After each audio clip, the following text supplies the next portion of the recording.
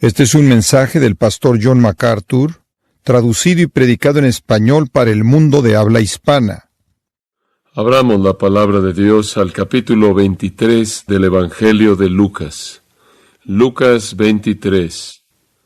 En nuestro estudio de este Evangelio maravilloso, llegamos ahora al relato breve de la muerte de Jesucristo. Se encuentra en los versículos 44 al 46. Permítame leerlo. Cuando era como la hora sexta, hubo tinieblas sobre toda la tierra hasta la hora novena. Y el sol se oscureció, y el velo del templo se rasgó por la mitad.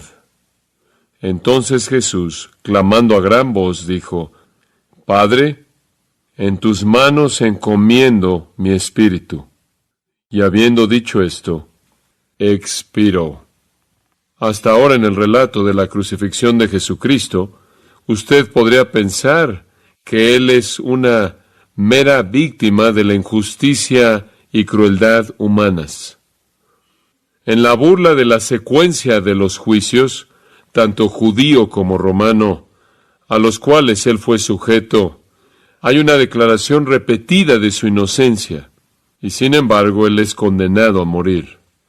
Tendría que ser catalogado como uno de los actos más injustos jamás perpetrados en contra de un hombre por parte de un tribunal en la historia. Más allá de eso, sería el acto humano más injusto porque Cristo era absolutamente perfecto. Es lo peor que los hombres podían hacer, es lo peor que los hombres jamás hicieron. La injusticia es evidente y fue seguida por crueldad, que es igualmente impía.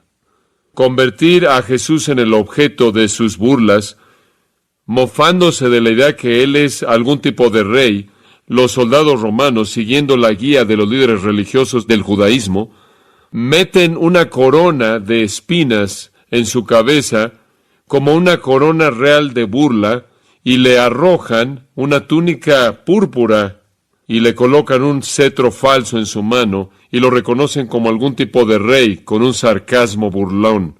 Cuando Él finalmente es llevado a ser crucificado, crucifican a un ladrón a un lado y a otro al otro lado, y de esta manera se burlan de la idea de un rey que tiene a sus dos asistentes más nobles a su derecha y a su izquierda. Y después expresan abuso mediante sus bocas, los líderes, la gente, los ladrones que estaban a su lado y los soldados también, blasfemándolo con sarcasmo como si él fuera algún tipo de rey. Y hemos llamado a eso la comedia en el Calvario. Tenía la intención de que fuera una burla total. Tenía la intención de ser la mofa del tipo más bajo. Pero algo dramático sucede en la culminación de la comedia. Se convierte en un drama. Y en donde los líderes judíos, quienes estaban dirigiendo todo esto, realmente estaban ocupando el centro del escenario, alguien más ocupa el centro del escenario. En un momento la comedia guarda silencio y el drama comienza. Aquellos que estaban llevando a cabo los papeles, las funciones primordiales en la comedia desaparecen y una gran persona ocupa el centro del escenario, y no es ningún otro que Dios mismo. Dios aparece ese día en el Calvario y convierte la comedia en drama. Todos nosotros entendemos la muerte de Cristo. Todos entendemos que Cristo murió por nuestros pecados. Todo cristiano verdadero sabe eso y lo cree. Pero tendemos a ver la cruz de Cristo o en sus aspectos físicos, de lo cual les recordé hace algunas semanas atrás que fueron lo mismo para los ladrones como lo fue para Jesús. Y nos enredamos en el sufrimiento físico, o tendemos a verlo como este gran sacrificio amoroso por parte de Cristo, lo cual fue: ningún hombre tiene mayor amor por sus amigos, un hombre que pone su vida por sus amigos. Él dijo eso. Y mientras que es verdad que hubieron torturas físicas que necesitan ser entendidas, y hay amor que necesita ser entendido y necesita ser enfatizado, hay un elemento en el Calvario que se presenta como un elemento primordial en la revelación del Nuevo Testamento, que con frecuencia es pasado por alto, y esa es la presencia de Dios. El Calvario tiene que ver más acerca de la ira de Dios que con cualquier otra cosa. Sí, es crueldad e injusticia humanas en su peor expresión. Sí, es una expresión de amor sacrificial en su mejor expresión. Pero sobre cualquier otra cosa, lo que sucede en el Calvario tiene significado para usted y significado para mí, debido a lo que Dios hace ahí. Es cuando Dios se aparece en el Calvario, que se convierte en el acontecimiento salvador que es. Jesús es una víctima de injusticia humana. Jesús sufrió un dolor horrendo, agonizante. Jesús murió de manera dispuesta, amorosa, sacrificando su vida. Esas cosas son verdad. Pero necesitamos pensar en mayor profundidad. Necesitamos salir de la parte baja, por así decirlo, de la alberca y entrar a las profundidades. Y usted hace eso cuando comienza a ver a Dios en el Calvario. Jesús fue crucificado a las 9 de la mañana el viernes de la semana de la Pascua.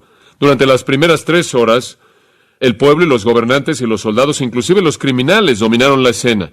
La blasfemia, el ridículo, la burla, el menosprecio, los insultos. Solo hay un hombre quien es la excepción a la regla a lo largo de estas primeras 3 horas. Y ese es uno de los ladrones a quien le es dada vida y luz por parte de Dios y ve la verdad y es salvado de manera maravillosa, mientras que está colgando ahí al lado de Jesús. El resto están contentos con disfrutar de la broma lo más que pueden, pero la comedia termina al mediodía. Tuvieron sus 3 horas y se acabó, y cuando terminó realmente se acabó. Dios ocupó el centro del escenario. Había sido el teatro del pueblo y ahora era el teatro de Dios. Ellos habían sido los actores en el escenario y ahora Dios sería el actor. Estos 3 versículos son lo suficientemente simples, realmente no demandan un bosquejo. Será casi como entrometerse en su simplicidad y usted ciertamente no debe sermonizar esto como si de alguna manera pudiera mejorar esto. La estructura es obvia. No hay lugar para inventar algún mecanismo que invade la magnificencia simple de esto, así que simplemente veamos estos 3 versículos y veamos lo que nos dicen. Versículo 44. Cuando era la hora sexta, eso sería el mediodía, El día judío esencialmente comenzaba a las 6 de la mañana. Ahora recuerde, ellos no tenían relojes, entonces ellos no contaban el tiempo en horas, minutos y segundos. El día judío comenzaba alrededor de las 6 de la mañana. Una hora variaba en su extensión en diferentes épocas del año, pero la hora sexta siempre era al mediodía, el sol en su ápice. Ese es un hecho muy importante. La primavera en la tierra de Israel, al mediodía, un día soleado, brillante, árido, seco, casi tan soleado que usted se encuentra ahí cerrando los ojos aun cuando usted no está viendo al sol de manera directa. Era el mediodía. Pasa a Juan 19, porque quiero aclararle algo. Juan, como Mateo, Marcos y Lucas, tiene su registro histórico de la muerte de nuestro Señor Jesucristo, el cual encaja de manera perfecta con todos los demás. Pero hay una nota interesante que debemos señalar aquí en Juan 19, versículo 14. Jesús está ante Pilato, y dice en el versículo 14, era la preparación de la Pascua. Jesús está ahí en el asiento del juicio, de acuerdo con el versículo 13, llamado el enlosado, en hebreo Gabata, y él está ante Pilato, y dice ahí que era como la hora sexta. Acabamos de leer en Lucas 23 que era la hora sexta, y Jesús ya había estado en la cruz 3 horas. Eran las 9 de la mañana, siguiendo el conteo judío. ¿Cómo puede ser también la hora sexta cuando Jesús está con Pilato? Respuesta simple. Cuando usted está en el salón del juicio de Pilato y en la esfera de Pilato, usted está en el tiempo romano, y el tiempo romano es calculado a partir de la medianoche. Son las 6 de la mañana cuando Jesús está ante Pilato, y Pilato finalmente decide, aunque sabe que Jesús es inocente, bajo la presión y manipulación del pueblo y su intimidación, y él va a enviar a Jesús para ser crucificado. Y entonces Juan simplemente señala que son las 6 de la mañana, de acuerdo con el tiempo romano. Todavía está delante de Pilato. 3 horas después, a las 9 de la mañana, él es crucificado. 3 horas después, la comedia termina. Y durante esas 3 horas que Jesús está en la cruz, usted puede regresar a Lucas 23. Durante el tiempo que Jesús está en la cruz, nuestro Señor habla 3 veces. Primero dice, Padre, perdónalos porque no saben lo que hacen. En segundo lugar, él ve a su madre María y Juan, el amado apóstol, y él dice, he aquí tu madre, he aquí tu hijo. Lo que está diciendo es encomendar el cuidado de su madre a Juan. Y lo tercero que él dijo, al ladrón que estaba colgado a su lado, hoy estarás conmigo en el paraíso. 3 horas, él solo hizo 3 afirmaciones. El aire estaba lleno de palabras, pero era burla y menosprecio y abuso en contra del rostro del Jesús crucificado por parte de la multitud. Pero al mediodía, dice esto, hubo tinieblas sobre toda la tierra hasta la hora 9, y el sol se oscureció. Literalmente fracasó, se apagó. Este es mediodía, el sol en su ápice, a la mitad del cielo, con un brillo refulgente, e instantáneamente hay oscuridad total. El sol se apaga, no hay luna, no hay estrellas, está totalmente oscuro. Ni siquiera puede imaginarse el shock. No se lo puede imaginar. Ellos sabían lo que habían estado haciendo, burlándose, blasfemando, y de pronto, en un momento aterrador, de pánico, molesto, sacudiendo su seguridad, llevándolos a un punto de sobriedad en sus mentes frívolas. Sin advertencia, su mundo se oscurece de manera total. No hay electricidad, no hay luz, solo esas lámparas de aceite con una mecha flotante, y nadie tenía esas a la mitad del día. Cae sobre la tierra entera. No sabemos qué tan lejos. El Calvario, Jerusalén, Judea, no sabemos qué tan lejos, pero abarcó a esa nación. ¿Qué causó esta oscuridad? Algunos han sugerido que este es un eclipse natural. Eso no es posible, debido a que la Pascua es establecida por la luna llena, y usted no puede tener un eclipse con una luna llena. Otros han sugerido que esta es la presencia de Satanás, que está trayendo el poder de las tinieblas en contra de la cabeza de Jesús. Bueno, sabemos que antes en Lucas Jesús había dicho, esta es la hora para las tinieblas. Y entendemos que el reino de Satanás se caracteriza por la oscuridad moral y espiritual, pero Satanás no está a cargo del mundo natural. Sí, oscuridad moral, sí, oscuridad espiritual, pero esta es ninguna de esas dos. Esta es oscuridad de un tipo natural, pero sin explicación natural alguna. Solo tenemos una alternativa más, y es Dios. ¿Cómo verían los judíos esto? Ellos dirían, ¿hoy un eclipse? No. Luna llena, Pascua. Dirían, ¿Satanás ha llegado? ¿Lo dirían? No. No. ¿Qué dirían? ¿Cuál sería su primer pensamiento cuando la oscuridad instantánea, total, hubiera llegado y no podían ver su mano enfrente de sus rostros, y la oscuridad ha durado durante 3 horas sólidas? No podían moverse, no podían descender del monte, no podían ir a ningún lugar, no había lugar en ningún lugar. ¿Qué habrían pensado? ¿Cuál habría sido el pensamiento que habría entrado en sus mentes? Alguien podrá decir, bueno, ellos no pensarán en Dios porque Dios es luz. Algunas veces, eso es verdad. Dios apareció originalmente al guiar a Israel, sacándolos de Egipto como una luz en el día y luz en la noche, una nube de luz en el día y una luz ardiente de noche, y Dios descendió en la luz Shekinah para morar en el lugar santísimo, en el tabernáculo y de nuevo en el templo. Y es verdad que el Salmo 27:1 y otros salmos dicen, Jehová es mi luz y mi salvación, y Dios se asocia a sí mismo con la luz. Pero también sabían que con mayor frecuencia Dios se asocia a sí mismo con la oscuridad. Ellos lo sabían muy bien. Eso se remontaría al capítulo 15 de Génesis, en donde Dios viene a hacer un pacto con Abraham, y Dios dice, voy a hacer un pacto contigo para bendecirte y a través de ti bendecir al mundo, el pacto abrámico. Y quiero sellar ese pacto en sangre. Entonces quiero que mates algunos animales, los partas por la mitad y coloques las mitades uno enfrente del otro. Coloca un ave muerto por aquí y un ave muerto por allá y alinea todos esos pedazos sangrientos, lo cual es lo que hacían en tiempos antiguos. Hacían eso como un símbolo de hacer un pacto de sangre. Las dos personas que hacían el pacto caminaban por en medio de las partes sangrientas y eso se llama el pacto. Nada más que en el caso de Dios, este es un pacto unilateral, incondicional, y Dios lo hace consigo mismo y no hay condiciones que Abraham tiene que cumplir. Y entonces hace que Abraham se duerma. Eso es exactamente lo que Génesis dice que sucede cuando Dios llega. Cuando el sol se estaba metiendo, he aquí terror y gran oscuridad. Cuando Dios se apareció como oscuridad. Se apareció en forma de juicio. En Éxodo capítulo 10, de nuevo, con el pueblo de Israel, la oscuridad se asocia con la presencia de Dios.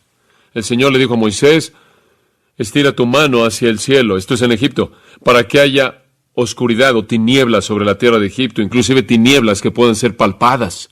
Cuando Dios trae oscuridad, es tan densa que usted puede sentirla. En el capítulo 19 de Éxodo, después de que se habían ido de Egipto, llegaron al pie del monte Sinaí y estuvieron a los pies del monte. Capítulo 19, versículo 17, pero versículo 16 dice que había relámpagos y truenos y una nube sobre el monte. Versículo 18 dice, el Señor descendió y fuego con él, y su humo ascendió como el humo de un horno, y el monte entero se sacudía fuertemente. El capítulo 20 repite el mismo drama. Dios viene, hay oscuridad, oscuridad densa, humo, y usted encuentra la misma representación de Dios en Isaías 8:22 y otros lugares.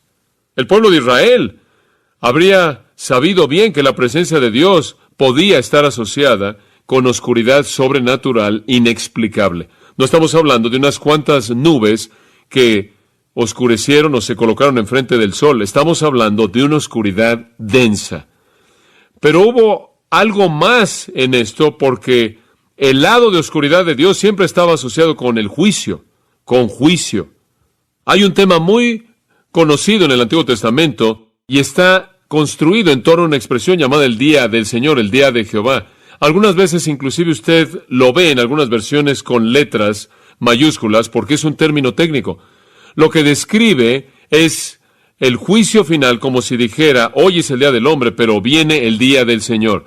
Está por venir el día cuando Dios viene en un juicio final, escatológico, devastador, destructor. Y el día del Señor está asociado con juicio, y juicio con oscuridad. Joel 1. Joel escribe acerca de esto en el versículo 15, he aquí el día, porque el día del Señor está cerca y vendrá como destrucción del Todopoderoso. ¿Cuáles son sus características? Joel capítulo 2, versículo 10, la tierra tiembla, los cielos se sacuden, el sol y la luna se oscurecen, las estrellas pierden su brillo, el Señor pronuncia su voz ante su ejército, ciertamente su campamento es muy grande, porque fuerte es aquel que lleva su espada. El día del Señor es de hecho grande y muy terrible, y ¿quién puede soportarlo? Es destrucción, es devastación, es mortal, y nadie sobrevive. Al final de ese segundo capítulo de Joel, en el versículo 30, desplegaré maravillas en el cielo y en la tierra. Y sigue hablando del día del Señor. Sangre, fuego, columnas de humo, el sol se convertirá en oscuridad, la luna en sangre, antes de que venga el gran y terrible día del Señor. El siguiente de los profetas es Amós, Amós capítulo 5, versículo 20. ¿Acaso el día del Señor no será oscuridad en lugar de luz? Amós 8:9. Y sucederá que en aquel día, declara Jehová Dios, que haré que el sol descienda en la tarde y haré que la tierra esté oscura a plena luz del día. Bastante específico. Sofonías 1:14, cercano está el gran día del Señor, cercano y viene muy rápido. Escuchad el día del Señor. En él el guerrero llora amargamente. Un día de ira es ese día, un día de turbación y problema, un día de destrucción y desolación, un día de oscuridad un día de nubes y densa oscuridad. Ellos sabían que la oscuridad sobrenatural estaba asociada con el juicio divino. Estaba asociada no solo con la presencia divina, sino con la presencia divina en el juicio. No solo la presencia divina en juicio, sino ese juicio final. El pensamiento debería haber llegado a su mente conforme estaban burlándose de Jesús, y mientras que su mundo entero se oscureció en un momento, la comedia realmente se acabó. Por cierto, unos cuantos versículos más adelante, cuando descendieron del monte, finalmente cuando la luz regresó, se estaban golpeando su pecho como una muestra de tristeza y temor. La oscuridad simboliza ira divina. Este tipo de oscuridad densa, más severa que la oscuridad que ocurrió en el pacto con Abraham, más severa que la oscuridad que ocurrió en el Sinaí. Esta es la oscuridad del día del Señor. Esta es esa oscuridad final. ¿Qué simboliza? La presencia de Dios en juicio. Esa es la razón por la que digo que hay un nuevo actor en el escenario. El personaje principal es ahora Dios, y Él ha entrado a ocupar el lugar principal en el escenario. Dios llegó al Calvario, no en luz, sino en oscuridad. Se apareció para desatar juicio. No en el sentido escatológico en el futuro en contra de los impíos, sino en el sentido soteriológico en contra del piadoso. Lo que realmente está pasando en el Calvario, y aquí es en donde usted entra en mayor profundidad con el entendimiento de esto, va más allá del sufrimiento físico, va más allá del sacrificio de Cristo, es ira divina que se está derramando en su forma final. La ira eterna está a punto de ser soltada y la oscuridad está por todos lados. Usted lo podrá decir de otra manera. Dios trajo el infierno a Jerusalén en ese día. Mateo 8, versículo 12, Mateo 22, versículo 13, Mateo 25, versículo 30, Jesús llama al infierno las tinieblas de afuera. El agujero negro definitivo en donde hay lloro y crujir de dientes, en la oscuridad eterna sin alivio. Es la oscuridad de la presencia de juicio por parte de Dios. Es la oscuridad de la presencia del juicio de Dios. Entonces, desde el mediodía hasta las 3 de la tarde, el infierno vino a Jerusalén y a Judea. Dios se apareció en ira. Y lo que es interesante es que no fue ira en contra de los romanos, y no fue ira en contra de los líderes judíos, y no fue ira en contra del pueblo. Fue ira en contra del Hijo. Dios desató la totalidad de su furia en contra de Jesucristo, como Isaías lo expresó en Isaías 13:9. Ira con enojo intenso. El infierno vino aquí. ¿Qué es el infierno? El infierno es donde Dios castiga a la gente para siempre. El infierno es donde Dios derrama su furia en contra de la gente para siempre. Dios es el poder que está detrás del castigo en el infierno. Cuando usted dice que el infierno es estar separado de Dios, solo en el sentido de su presencia de consuelo, no en el sentido de su presencia de castigo. Él es el que destruye tanto el cuerpo como el alma en el infierno. Él es el rey del infierno, no Satanás. Y Dios, quien es el castigador de todas las almas en el infierno eterno, se aparece en la oscuridad del Calvario para castigar a su Hijo. Y Él le da a su Hijo el infierno eterno a favor de todos aquellos que creerían a lo largo de la historia. Esta es la copa que Jesús esperaba en el huerto, con una repulsión tal que pidió que si hubiera una manera de evitarla, lo querría evitar. Durante esas 3 horas no hay comedia, no hay burla, no hay insultos, no hay blasfemia, no se registra nada de esto. Nadie dijo nada, ni siquiera Jesús. Jesús no habla durante estas 3 horas. Y tampoco lo hace alguien más. En estas 3 horas, Jesús sufre el infierno eterno por todos aquellos que creerían en Él. Entonces, la oscuridad no es la ausencia de Dios, es lo opuesto. Es la presencia de Dios en juicio completo, venganza y furia, ira infinita, movida por justicia infinita, suelta, castigo infinito, en contra del Hijo infinito que puede absorber un infierno eterno por todos aquellos que jamás creerían en 3 horas. Es aquí que Él lleva en su propio cuerpo nuestros pecados. Es aquí que Él fue hecho pecado por nosotros, Él que no conoció pecado. Es aquí que Él es herido por nuestras transgresiones, molido por nuestros pecados. Es aquí que Él es hecho maldición por nosotros. Estas son las 3 horas de la ira de Dios en contra de Él. Es algo sorprendente en qué pensar. Toda la gente que pasará la eternidad en el infierno, pasará la eternidad ahí porque nunca podrán ser capaces de pagar por sus pecados. Y sin embargo, Jesús en 3 horas pudo pagar de manera total por todos los pecados de toda la gente que jamás creería. ¿Cómo? Porque una cantidad infinita de ira solo puede ser absorbida por una persona infinita. Sorprendente. Dice, hubo tinieblas sobre toda la tierra hasta la hora 9.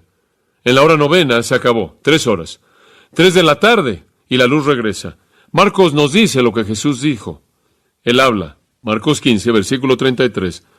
Cuando había llegado la hora 6, lo mismo que Lucas dice, oscuridad cayó sobre la tierra entera hasta la hora 9. En la hora 9, a las 3 de la tarde, la oscuridad ya se fue. En esa hora 9, la oscuridad ha desaparecido. Jesús clamó a gran voz, Eloi, Eloi, lama sabactani, lo cual se traduce, Dios mío, ¿por qué me has desamparado? ¿Cómo debemos entender esto? Los teólogos han pensado y hablado y escrito volúmenes acerca de esto. Ciertamente no espero tener un entendimiento más profundo acerca de esto que ellos, pero no creo que es tan complicado como algunos han tratado de presentarlo. Quizás la expectativa de Jesús, el hombre, fue cuando la oscuridad se acabara y Él había llevado de manera total para la satisfacción de Dios, la furia de Dios a favor de todos los que creerían, que habría consuelo inmediato, que habría habido un afecto instantáneo por parte del Padre, que Él no habría percibido la presencia de juicio de Dios, sino que Él habría percibido el consuelo dulce de comunión con Dios. Pero no fue así, no fue así. La ira se acabó. Dios ha estado ahí en la totalidad de su presencia. Él no ha estado ausente, Él ha estado presente, derramando su ira. Pero cuando la oscuridad se fue, así también Dios, en alguna manera inexplicable, divina. Creo que lo que nuestro Señor está diciendo es, ¿en dónde está el consuelo? Hubo un momento después de que el juicio se acabó. Después de que Él había llevado toda la furia de la presencia de juicio de Dios, que Él esperaba consuelo dulce y no estuvo ahí. Y en el agotamiento inimaginable después de la oscuridad, Dios mío, ¿por qué me has desamparado? Esa es una pregunta apropiada. ¿Por qué? No es que Dios le trajo consuelo instantáneo, comunión instantánea, dulce. Bueno, me parece que este es el sufrimiento final del infierno. Este es un recordatorio para todos los pecadores, de que mientras que el infierno es la furia total de la presencia de castigo personal de Dios, Él nunca estará ahí para confortar, para consolar. Él nunca estará ahí para mostrar consuelo. Él nunca traerá alivio. Y si Dios va a soportar un infierno completo, es tanto un castigo de Dios como la ausencia de consuelo. Este es el infierno. Y el infierno vino al Calvario en ese día, en su totalidad, en su plenitud. ¿Por qué me has desamparado? Pero ese es el infierno. Ese es el infierno. Castigo sin alivio. La expresión, Dios mío, ¿podría verla usted como algo indiferente o menos afectiva que Padre? Es la única ocasión en el Nuevo Testamento entero en donde Jesús se refiere a Dios como alguien diferente de Padre, siempre Padre, excepto por Dios mío. ¿Es eso indicativo de algún tipo de cambio en su actitud hacia Dios?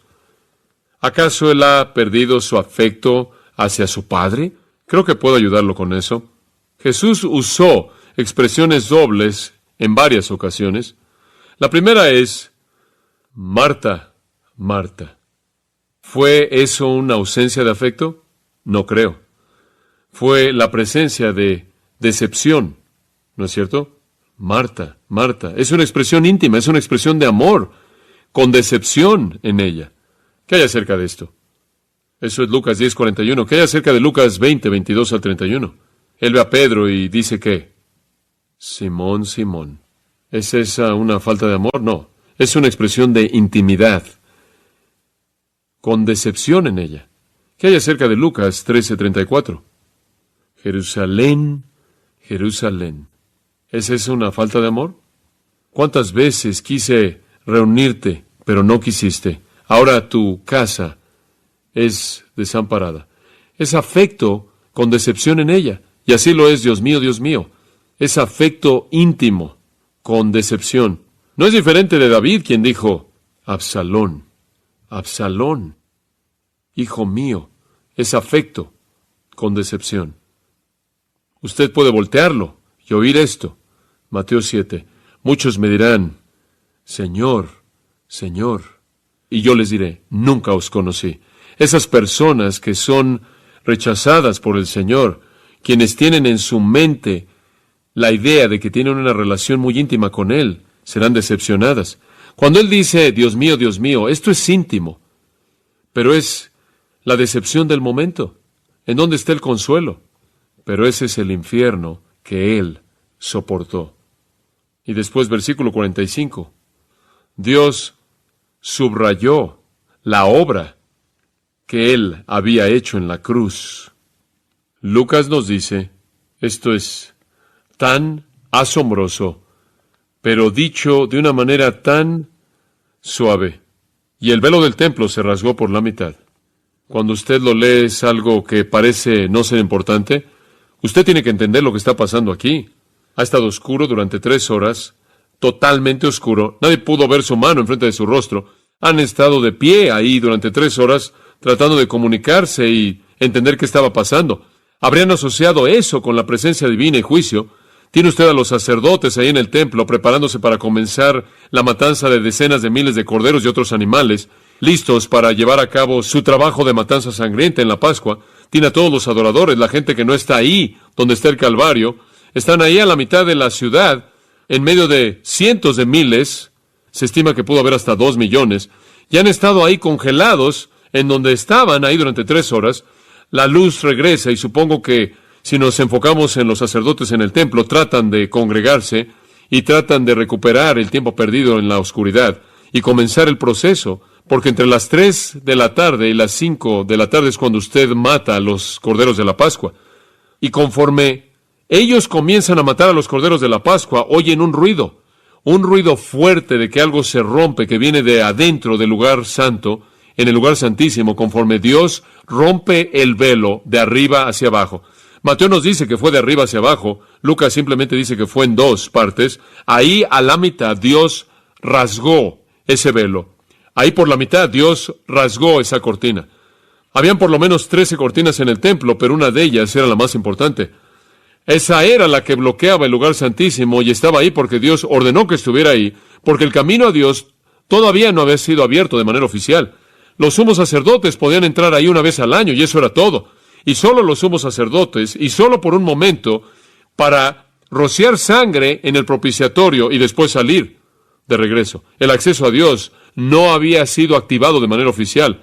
El lugar santísimo simbolizaba la presencia de Dios y estaba cerrado a todo mundo. Pero a las 3 de la tarde, alrededor de ese momento, la luz aparece y Dios rasga el velo y abre el lugar santísimo porque Jesucristo ha activado de manera oficial el acceso. La cruz es expiación, la cortina es acceso. Por su muerte, el nuevo pacto es ratificado. Había sido implementado. La gente había sido salva antes de eso, pero la ratificación oficial y la activación de ese nuevo pacto no sucedió sino hasta que Jesús murió en la cruz. Y entonces Dios rasgó la cortina y abrió el camino a su presencia. Cuando eso sucedió, el templo fue obsoleto. El sumo sacerdote fue obsoleto. Todos los sacerdotes fueron obsoletos. Todos los sacrificios fueron obsoletos. Todo lo que pasaba en ese lugar fue obsoleto. Se había acabado. Todas eran sombras, todas eran símbolos de lo que iba a venir, de lo que estaba por venir. Entonces, precisamente en el momento en el que los sacerdotes estaban comenzando a matar a los animales que no podían quitar el pecado, Dios rasgó y abrió, Dios rasgó el velo y su presencia Dios rasgó el velo y abrió el acceso a su presencia debido al sacrificio de uno que quitó el pecado. ¡Qué momento! ¡Qué momento! Antes, en la semana, Jesús había pronunciado destrucción física en contra del templo. Ni una piedra sería dejada una sobre otra.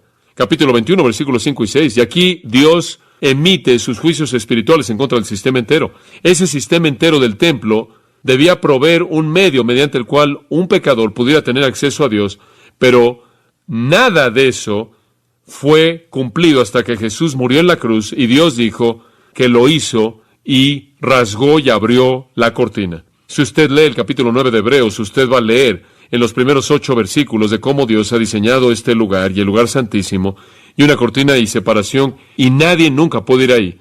Y después llega al capítulo 9 y llega al versículo 11 al 14 y de pronto las cosas comienzan a cambiar de manera dramática. Escuche lo que dice Hebreos 9, versículo 11.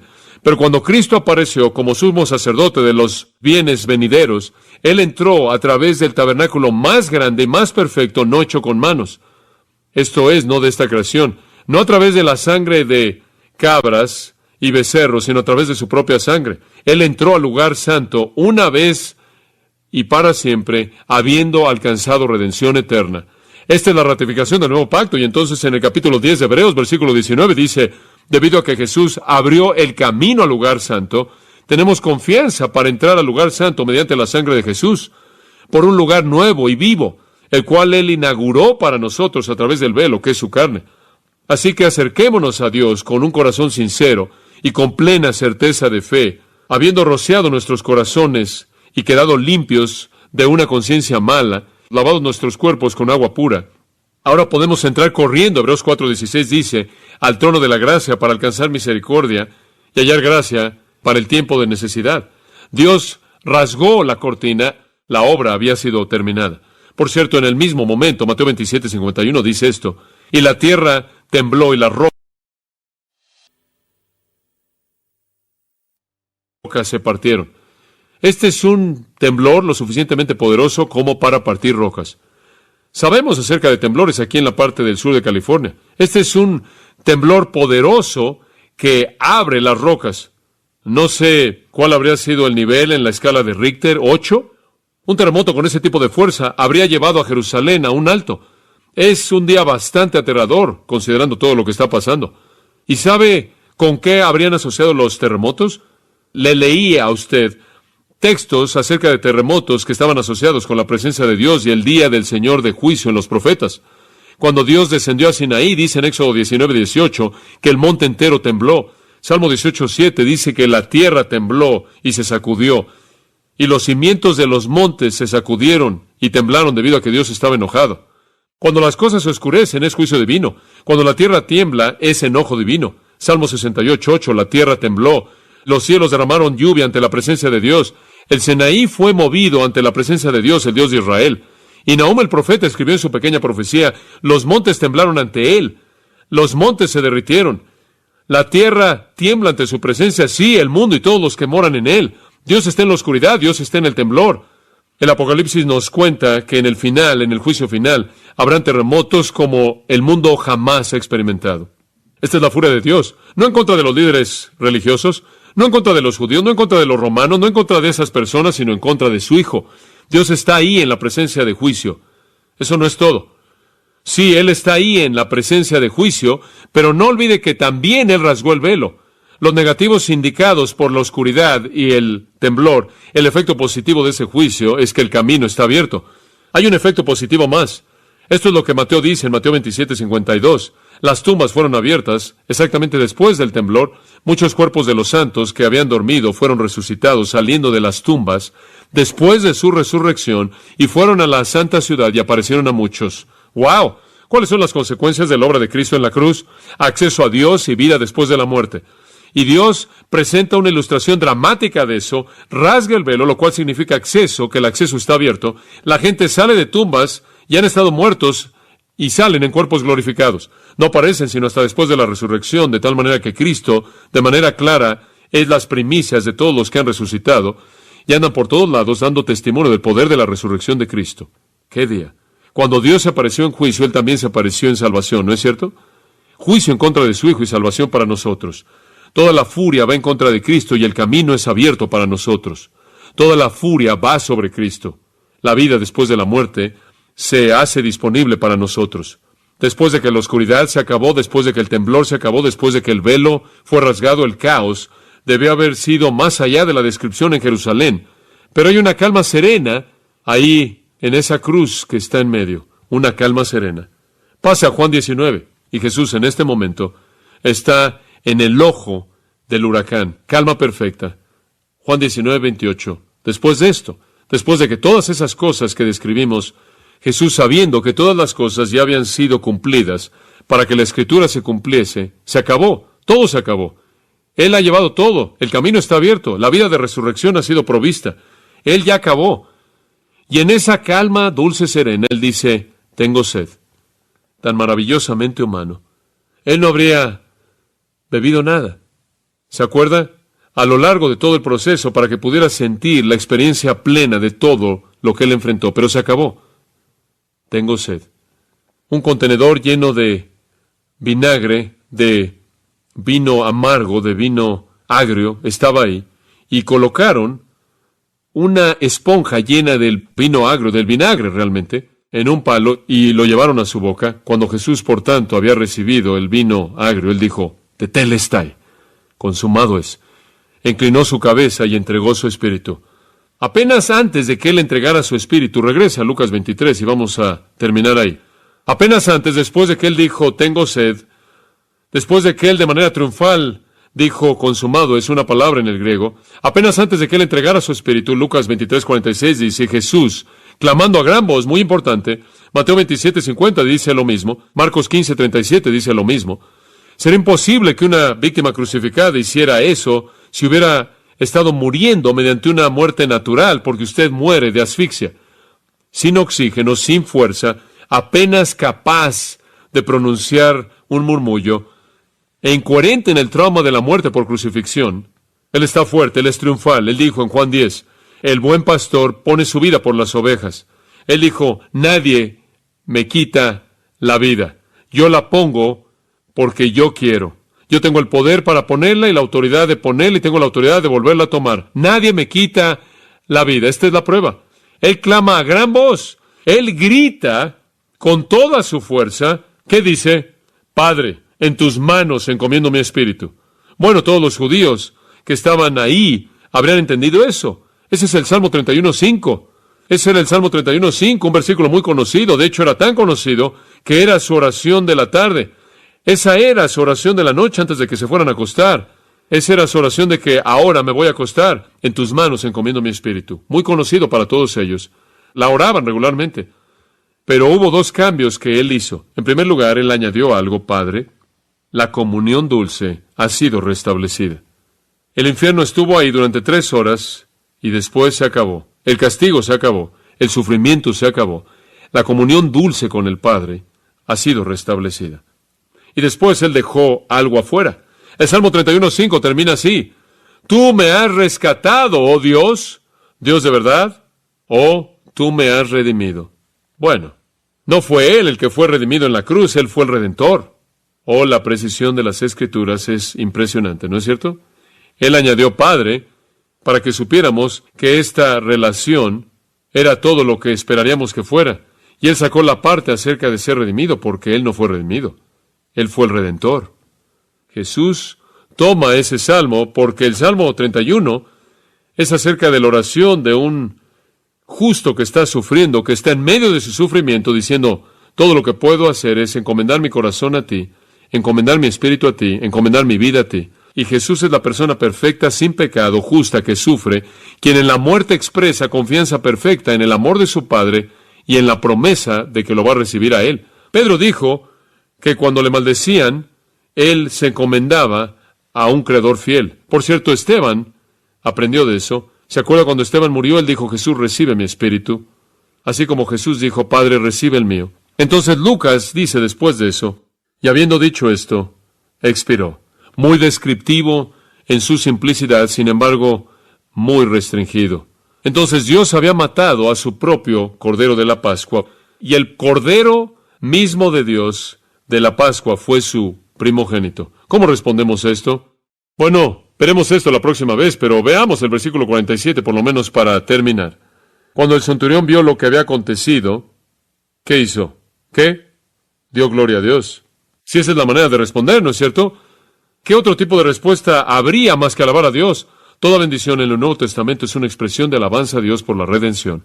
Y debemos unirnos al coro celestial y cantar: digno es el Cordero que fue inmolado. Y expresar que Él es digno de recibir poder y honra y gloria y riquezas y sabiduría y fortaleza. Solo hay una manera de responder, y esa es decir: si fuera toda la esfera de la creación mía, si fuera toda la naturaleza mía, ese sería un regalo demasiado pequeño que ofrecerte. No quiero nada que este mundo tiene que ofrecer. Lo doy todo, entrego todo por Cristo, mi todo y todo. Padre, te damos gracias por el retrato que es tan vívido y claro en el Calvario. Nuestro Señor Jesús llevando tu juicio e ira y nuestro castigo. Simplemente no tenemos palabras en este punto al pensar en la grandeza de su sacrificio y la grandeza de tu gracia hacia nosotros, que somos tan absolutamente indignos. Señor, lleva a cabo tu obra en nuestros corazones y te daremos gracias. Queremos vivir el tipo de vida que demuestra esa gratitud. Oramos para la gloria de Cristo, como siempre.